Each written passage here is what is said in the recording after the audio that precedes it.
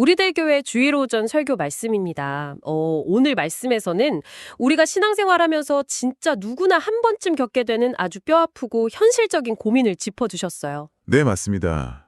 내가 뭘 잘못해서 매를 맞는 거면 덜 억울하잖아요? 그러니까요.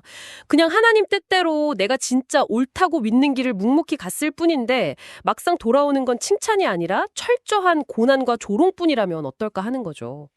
그게 진짜 사람을 근본적으로 흔들리게 만들거든요. 오늘 본문에 나오는 예레미야 선지자가 딱 그 처절한 상황 한가운데 있었습니다. 네, 밖으로는 종교 권력자들한테 핍박받고 안으로는 자기 존재 자체를 부정할 만큼 멘탈이 다 무너져 내렸던 분이죠. 맞습니다. 그래서 오늘은 예레미야가 도대체 이 끔찍한 상황을 어떻게 견디고 다시 일어설 수 있었는지 그 비밀을 같이 한번 파헤쳐 보려고 합니다. 일단 설교 들으면서 그 예레미야가 겪은 외부적인 고난이 생각보다 너무 잔혹해서 좀 놀랐거든요. 그 제사장 바스울이 예레미야를 때리고 착고에 채운 그 사건 말씀이시죠? 네, 맞아요. 그 성전 총감독이었잖아요, 바스울이. 전혀 사실 처음에 착고라고 하길래 그냥 사극에 나오는 목에 차는 네모난 널빤지? 춘향전 칼? 그런 건 줄 알았거든요. 보통 그렇게 많이들 상상하시죠. 근데 설교 중에 그 원어적인 의미를 짚어주셨잖아요.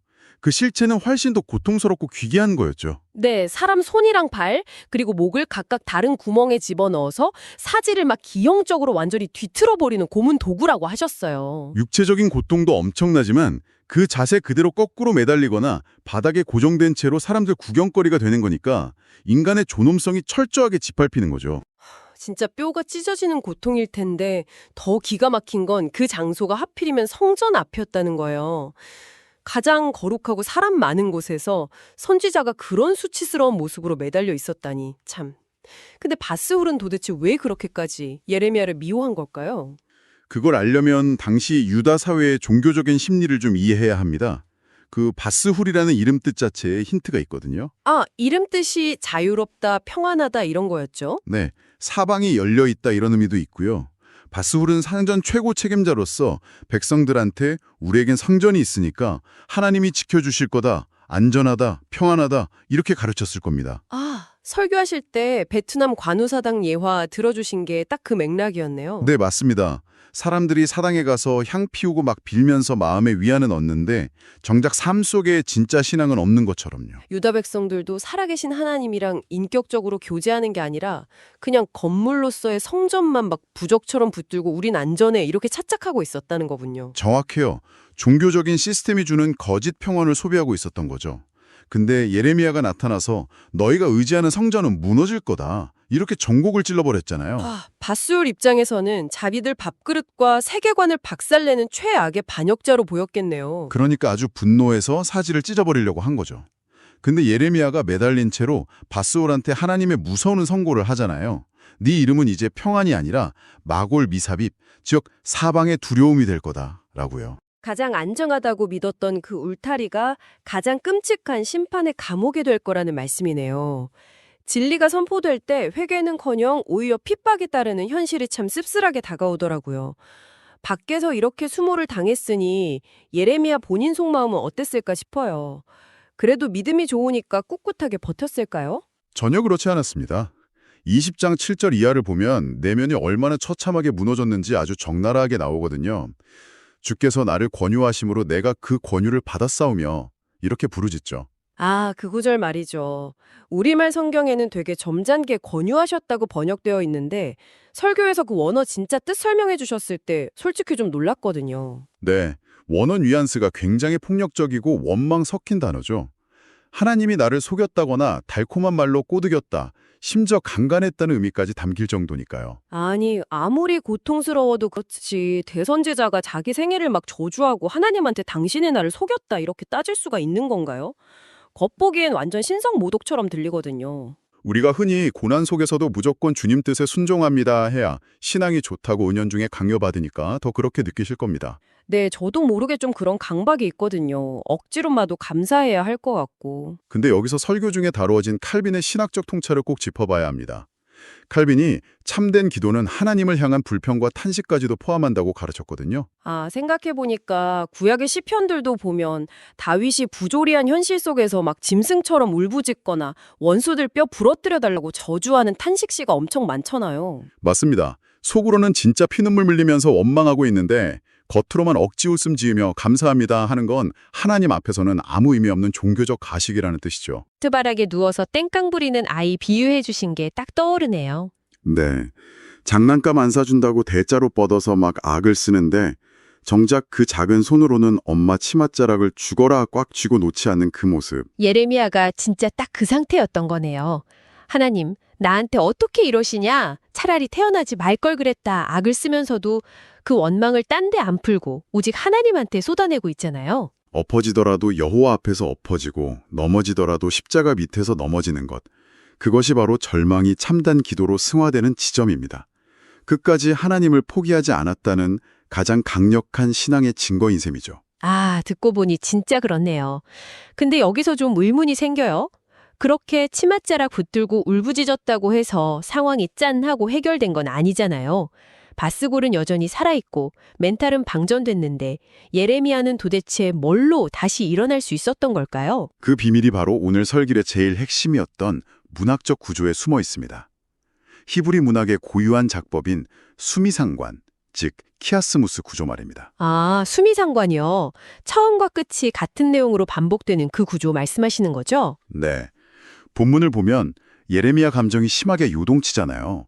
찬양했다가 바로 생일을 저주하면서 곤두박질치고 겉보기엔 그냥 두서없는 일기 같은데 원어로 보면 아주 정교하게 짜인 대칭 구조입니다. 외부의 핍박이랑 내면의 절망이 양쪽 겉을 싹 감싸고 있고 그 안쪽에 원수들에 대한 탄원이 대칭을 이루는 그런 형태라는 거군요. 맞습니다. 이 구조의 진짜 묘미는 핵심 결론이 맨 마지막이 아니라 정확히 한가운데에 위치한다는 겁니다. 아, 겉으로 드러나는 우울함이나 핍박은 그냥 껍데기일 뿐이고 예레미야를 지탱하는 진짜 코어 메시지가 그 샌드위치 정중하게 박혀 있다는 거네요. 네, 그 핵심이 바로 9절입니다. 내가 다시는 여호와의 이름으로 선포하지 않겠다. 다짐해도 나의 마음이 불붙는 것 같아서 골수에 사무치니 답답하여 견딜 수 없나이다. 이 고백이죠. 아, 예레미야도 인간인데 이제 입국 다물고 좀 조용히 살자 수백 번 다짐했겠죠. 근데 내 의지를 뛰어넘는 어떤 힘이 뼛속 깊은 곳 골수에서 막 타올랐다는 거잖아요. 그렇습니다. 긍정적인 생각이나 난 할 수 있다 같은 정신력으로 버틴 게 아니었어요. 단순한 멘탈 관리가 아니었네요. 네, 성령께서 그의 영혼에 직접 심어놓으신 말씀의 불이 스스로 타오른 겁니다. 내 안에 들어온 진리의 불꽃이 자꾸 타협하려는 내 육신의 나약함을 태워버렸다는 말씀이 참 묵직하게 다가옵니다. 환경이 좋아지거나 내 성격이 세져서가 아니라 오직 내 안에 임한 말씀의 불이 나를 벌떡 일으켰다는 거군요. 정확합니다.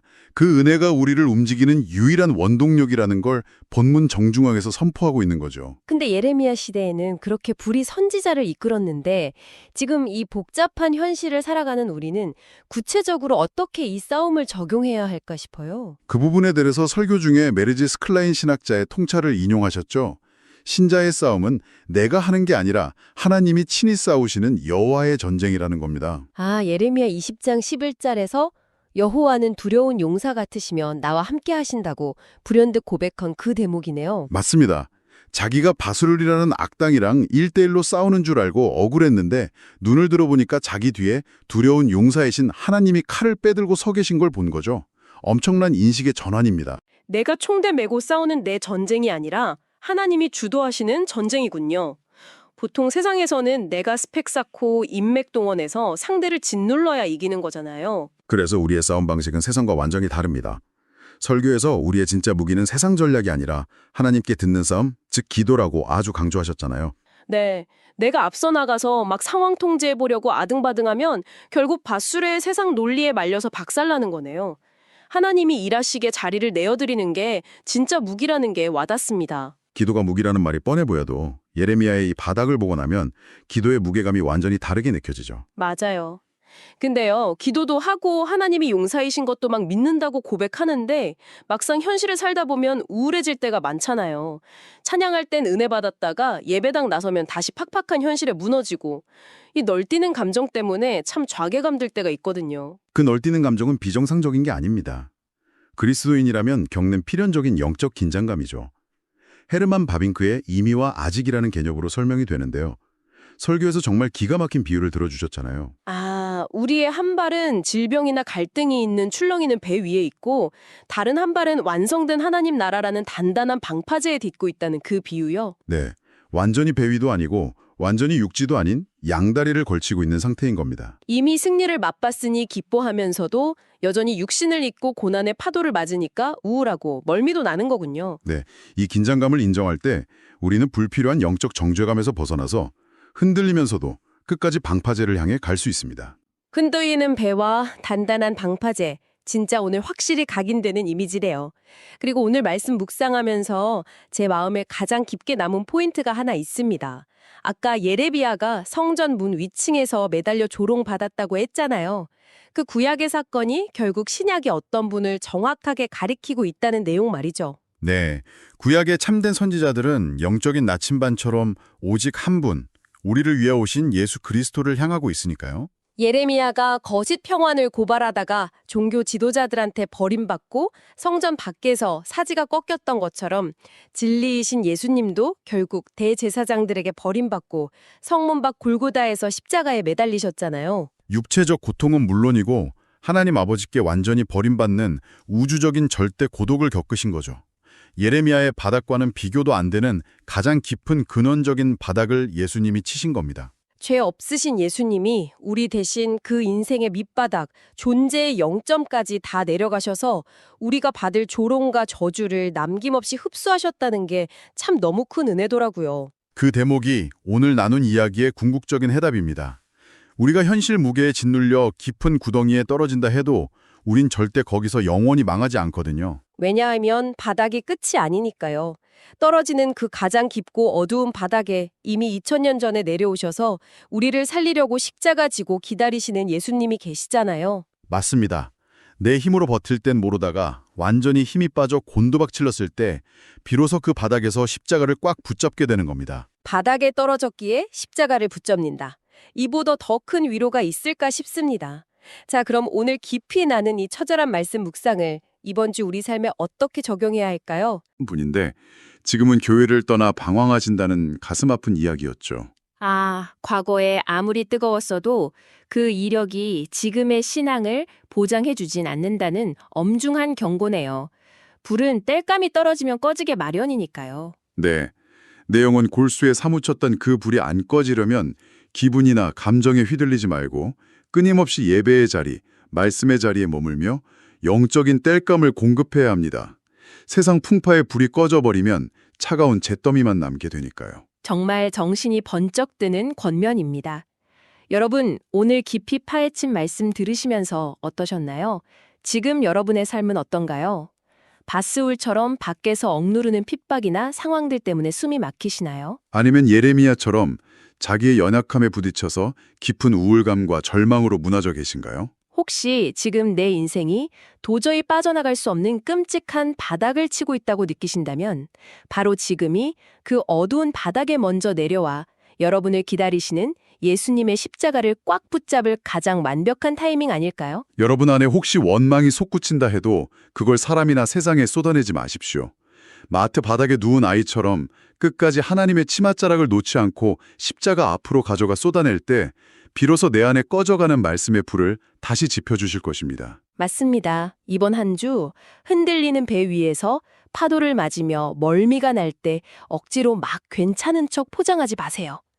여러분의 연약함과 무너짐을 있는 그대로 주님께 들고 나아가 참된 기도를 드리시길 응원합니다. 그 솔직한 기도 속에서 하나님께서 여러분의 뼛속 깊은 곳에 타오르는 말씀의 불을 다시 허락해 주실 줄 믿습니다. 이 말씀을 붙들고 한 주간도 승리하십시오.